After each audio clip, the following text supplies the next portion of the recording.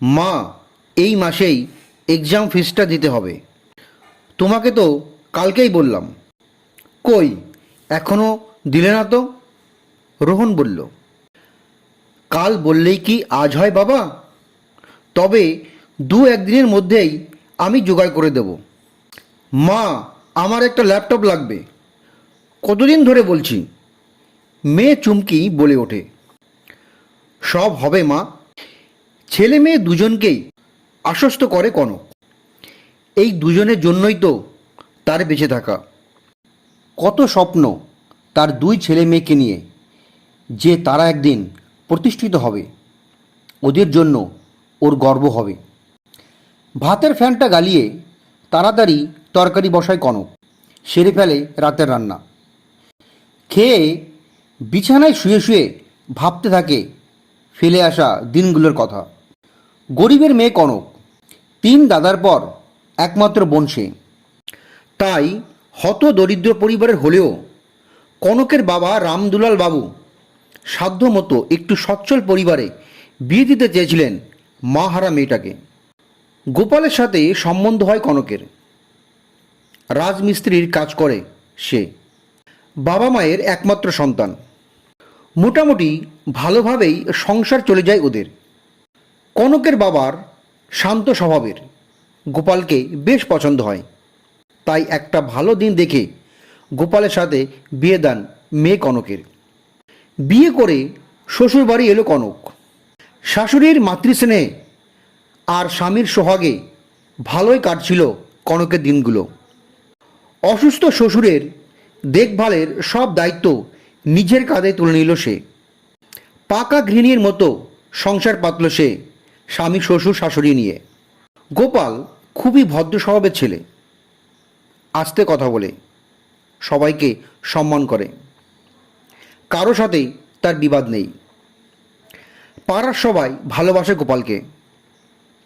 গোপাল সারাদিন খেটে সবসময় চেষ্টা করে তার পরিবারকে সুখে স্বাচ্ছন্দ্য রাখতে। কনকও সাধ্যমতো চেষ্টা করে গোপালকে আর তার পরিবারের সবার খেয়াল রাখতে। বছর ঘুরল। কনকের কোল জুড়ে এক চাঁদপানা ছেলে এলো। আদর করে গোপাল নাম রাখল রোহন। গোপালের মা তো নাতিকে পেয়ে খুব খুশি। কোল থেকে নামায় না তাকে একদম। রোহন বড় হতে থাকলো। 2 বছর পরে কনকের কোল জুড়ে চুমকি এলো। গোপাল নিজে অভাবের জন্য বেশি লেখাপড়া করতে পারেনি। তাই গোপালের স্বপ্ন তার ছেলে মেয়েকে সে অনেক লেখাপড়া শেখাবে, 10-এর একজন করবে। এক বুক স্বপ্ন ভরা ছিল গোপালের বুকে। কনকও সাথ দিত ওর। ওদের দুজনের স্বপ্ন তাদের ছেলে মেয়ে তাদের না পড়াগুলো পারুক, না জানাগুলো জানুক। 5 বছর বয়স রোহনের। ভর্তি করেছে স্কুলে। অনেক স্বপ্ন তো তাকে ঘিরে। যখন রোহন স্কুল ইউনিফর্ম, পায়ে বুট, কাঁধে ব্যাগ নিয়ে স্কুলে যায়, মনটা ভরে যায় কনকের। রোহন চুমকি লেখাপড়ায় খুব মনোযোগ। চুমকিকে কনক নিজেই পড়ায়।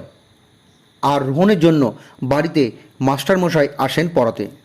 মাঝে মাঝে কনক বলে, সারাদিন এত পরিশ্রম করছো, তাও সংসার টানতে হিমশিম খেতে হচ্ছে।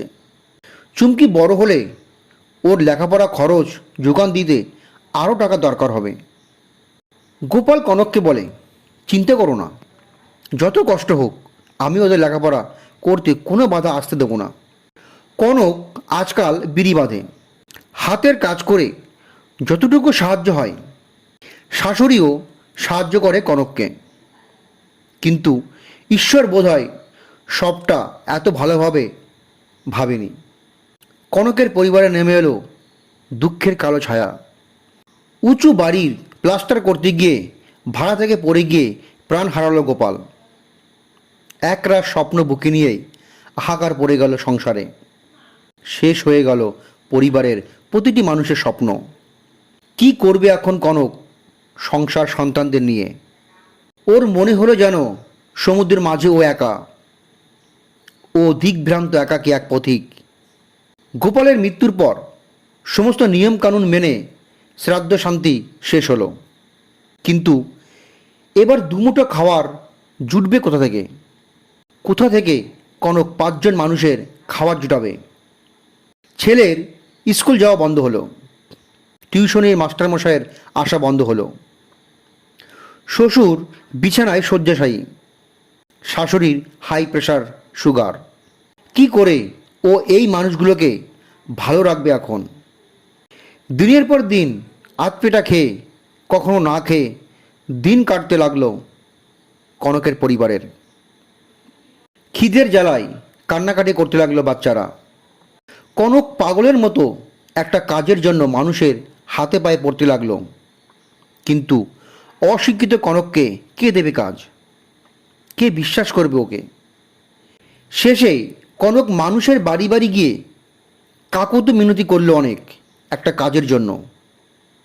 কিন্তু অসহায় কনকের পাশে কেউ দাঁড়ালো না। 3-4 দিন শুধু জল খেয়ে কাটালো কনক। শরীর যেন দুর্বল হয়ে আসছে, শক্তি নেই উঠে দাঁড়াবার। কিন্তু থামলে তো চলবে না, বাচ্চা দুটোকে বাঁচাতে হবে যে তাকে। বৃদ্ধ বাবা অসুস্থ, 3 দাদা দিনমজুরের কাজ করে, নিজেদের সংসার নিয়েই হিমশিম খায়। সামান্য ওষুধ কেনার টাকার জন্য কনকের বাবাকে হাত পাততে হয় ছেলেদের কাছে। তাহলে কনক কোথায় যাবে এখন? একদিন বিকেলে শিবু কনকের সাথে দেখা করলো। শিবু পাড়ার মস্তান গোছের কম বয়সী ছোকরা। সবাই বলে শিবু নাকি খুব খারাপ ছেলে। এ হেন শিবু কনকের সাথে দেখা করতে এসেছে দেখে কনক অবাক হলো। বৌদি, তোমার বাচ্চা আর সংসার বাঁচাতে হলে একটাই রাস্তা আছে। যদি রাজি থাকো তো কালই আমার সাথে শহরে চলো। রাতে বিছানায় শুয়ে চোখ থেকে অনবরত জল ঝরতে লাগলো কনকের। গোপালের সেই আশাভরা মুখটা ভেসে উঠল কনকের সামনে। পাশে বাচ্চাগুলো ছটপট করছে খিদের জ্বালায়। খালি পেটে ঘুম কি আসে আর? মনকেই শক্ত করল কনক। পরের দিন শিবুর সাথে দেখা করল।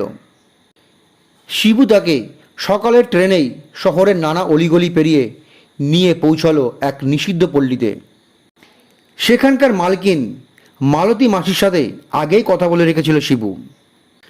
কনককে দেখে মালতী মাসি বলল, বাহ, চেহারা তো বেশ খাসা দেখছি, 2 বাচ্চার মা বোঝাই যায়। শিবু তার কমিশন পেল। সেই টাকাগুলো শিবু তুলে দিল কনকের হাতে। বলল, যাওয়ার সময় বাচ্চাদের জন্য খাবার নিয়ে যেও বৌদি। এই দুনিয়ায় কেউ তোমাকে সাহায্য করবে না বৌদি, সবাই শুধু মজা দেখবে, কারো কথার কখনো কান দেবে না। তোমার এই পাপ রাস্তায় এনে আমি জানি অন্যায় করেছি, কিন্তু আর কোনো রাস্তা ছিল না গো। শিবুর হাত ধরে কনক বলল, ভাই, কাউকে এই কথা বলো না।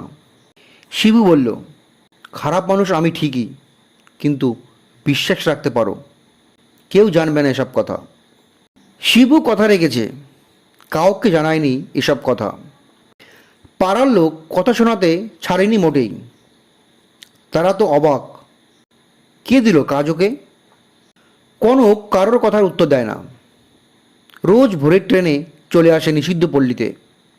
শরীর দিয়ে মন জোগায় বাবুদের। রোজের যা কামাই হয় কমিশন নিয়ে মালতী মাসি টাকা তুলে দেয় কনকের হাতে। কনক নামে ওখানকার কেউ চেনে না ওকে, সবাই তুলিকে বলেই ডাকে। কখনো কখনো রাতেও শরীর বিকিয়ে রোজগার করতে হয় কনককে। সেই দিন আর বাড়ি ফেরা হয় না। বাড়িতে বলে, কাজের বাড়িতে বেশি কাজ পড়ে মাঝে মধ্যে, তার জন্য তাকে থেকে যেতে হয়। কনক কিন্তু গোপালের স্বপ্নগুলোকে মিথ্যা হতে দেয়নি। ছেলে মেয়েকে লেখাপড়া শিখিয়েছে অনেক, ভালো স্কুলে পড়িয়েছে, বাড়িতে মাস্টারমশাই এসে পড়িয়েছেন। শ্বশুর মারা যাওয়ার পর দায়িত্ব নিয়ে তার শেষকৃত্য সম্পন্ন করেছে। অসুস্থ শাশুড়ির সমস্ত খেয়াল রাখে সে, ওষুধ ডাক্তার সব। কোনো সময় মনে হতে দেয় না যে তার ছেলে বেঁচে থাকলে এর থেকে বেশি সুখী রাখত মাকে। পাড়ার লোকের বড়ই চিন্তা, কি করে এত টাকা পাচ্ছে, ছেলে মেয়েকে পড়াচ্ছে, ভালো ভালো রান্না হচ্ছে বাড়িতে। এর উৎস খোঁজে তারা। কনক কারো কথার উত্তর দেয় না। কনকের পোশাক, সাজ এ নিয়েও মানুষের ভাবনার শেষ নেই। বহু বছর ধরে কনক এই নিষিদ্ধ পল্লীর সদস্য। বাধা ধরা বহু কাস্টমার আছে তার, কিন্তু বয়স বেড়েছে, শরীর আর সায় দেয় না। তাই কুঁচকে যাওয়া গালে পাউডার আর ঠোঁটে লিপস্টিক ঘষলেও বয়সের ছাপ যেন যায় না। দিন দিন ছেলে মেয়ের চাহিদা বাড়ছে, তা এখন পূরণ করা কনকের সাধ্যের বাইরে চলে যাচ্ছে। আয়ও কমছে।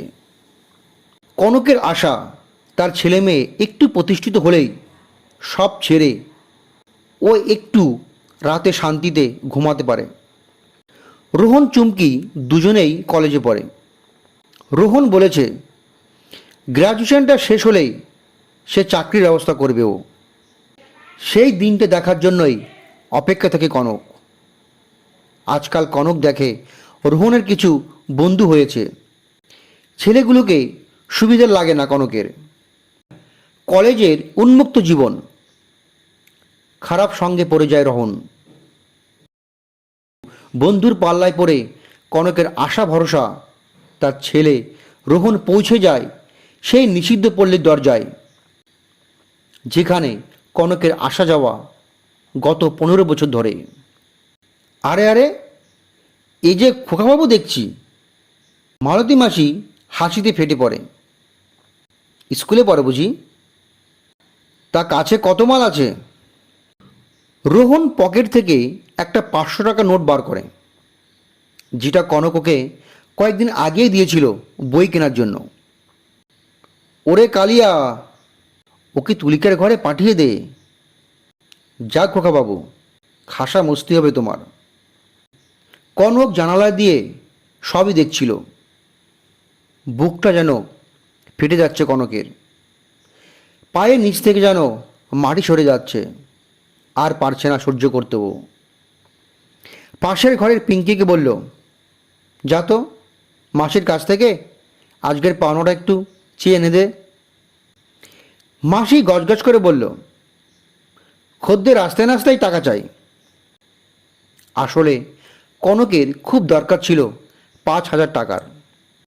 তাই মালতী মাসিকে বলে রেখেছিল যে কোনো খদ্দের এলেই সে রাজি।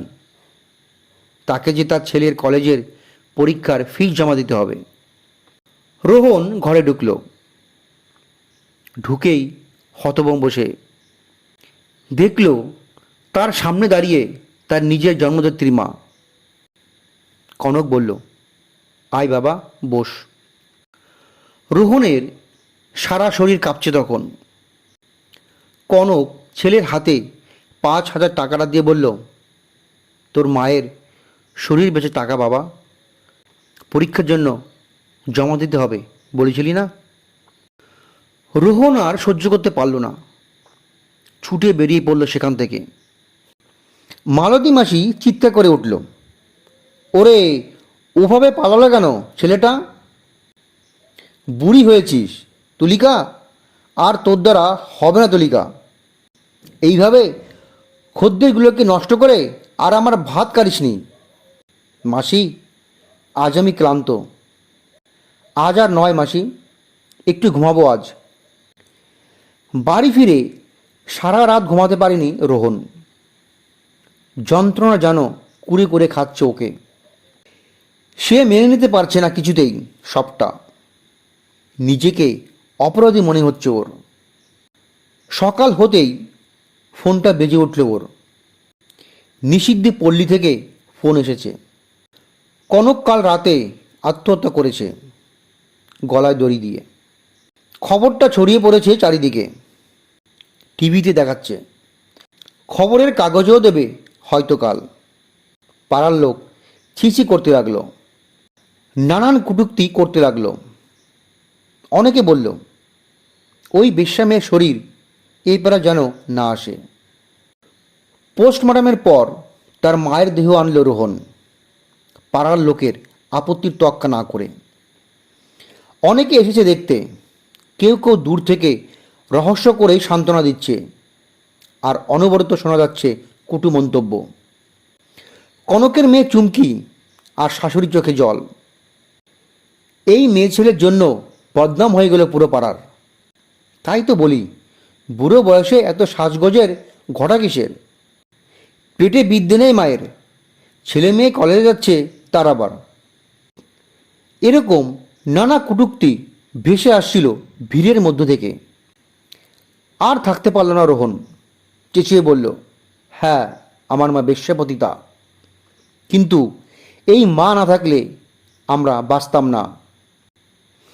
যখন খিদের জ্বালায় ছটপট করেছি আমরা, দুটো ভাত কেউ দিয়েছিলে তোমরা? সাহায্য করেছিলে একটা অসহায় বিধবাকে? করনি তো। এই মায়ের জন্য আজ আমরা বেঁচে আছি, শিক্ষিত হয়েছি, মাথার উপর ছাদ পেয়েছি। তোমাদের কাউকে চাই না এখন। কারো অধিকার নেই আমার মাকে নিয়ে কটু মন্তব্য করার। যাও সবাই। আমি আমার এই বেশ্যাপতিতা মায়ের জন্যই গর্বিত।